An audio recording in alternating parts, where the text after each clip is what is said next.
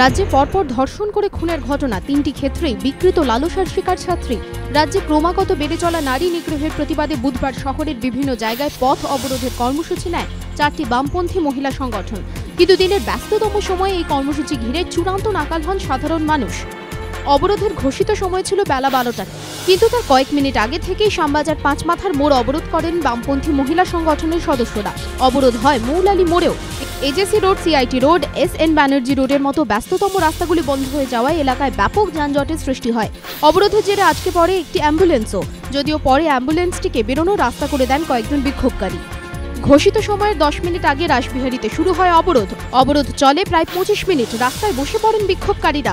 অবরোধ তুলতে গেলে পুলিশের সঙ্গে বিক্ষোভকারীদের ধস্তাধস্তি হয়। বাম মহিলা সংগঠনগুলির কর্মসূচির জেরে অবরুদ্ধ হয়ে পড়ে বেহালা চৌরাস্তাও। ভারী বৃষ্টিতে বিপর্যস্ত উত্তর ভারত, ধস নেমে বন্ধ রাস্তা। উত্তরাখণ্ডে আটকে প্রায় 75,000 পর্যটক। হিমাচলেও আটকে কয়েক হাজার পর্যটক, তাঁদের মধ্যে বহু বাঙালি পর্যটক রয়েছেন। দেখা দিয়েছে খাবার পানীয় জলের সংকট। দুই রাজ্য মিলিয়ে ধস ও বন্যার কারণে এখনো পর্যন্ত 138 জনের মৃত্যু হয়েছে। উদ্ধার কাজ শুরু হলেও বৃষ্টির জন্য সব জায়গায় এখনো পর্যন্ত পৌঁছাতে পারেনি উদ্ধার দল। পরিবহন মন্ত্রী মদন মিত্র রজপাল সিংহ আজ দেরাদুন যাচ্ছেন। দুর্গত এলাকা পরিদর্শনে যাবেন প্রধানমন্ত্রী মনমোহন সিংহ এবং কংগ্রেস সভানেত্রী সোনিয়া গান্ধী।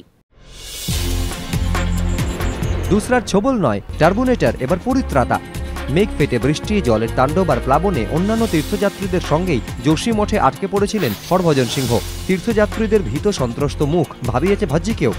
তাই পুলিশ ক্যাম্পের আধিকারিকদের সঙ্গে কাঁধে কাঁধ মিলিয়ে কাজে নেমে পড়লেন স্বয়ং ভাজ্জি।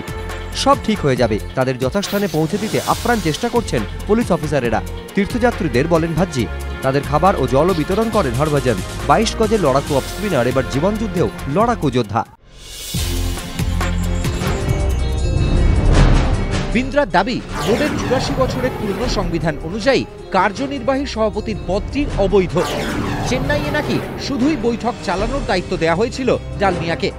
জাগদালে শির্কের পদত্যাগের পর ডালমিয়া জমানায় পটেল সাওয়ান্তের নিয়োগের পেছনেও শ্রীনিবাসনের অদৃশ্য রিমোট কাজ করেছে বলে অভিযোগ করেন তিনি। সন্ধে ডালমিয়া অবশ্য বিন্দ্রার বিস্ফোরণকে পাগলের প্রলাপ বলে নস্যাৎ করে দেন।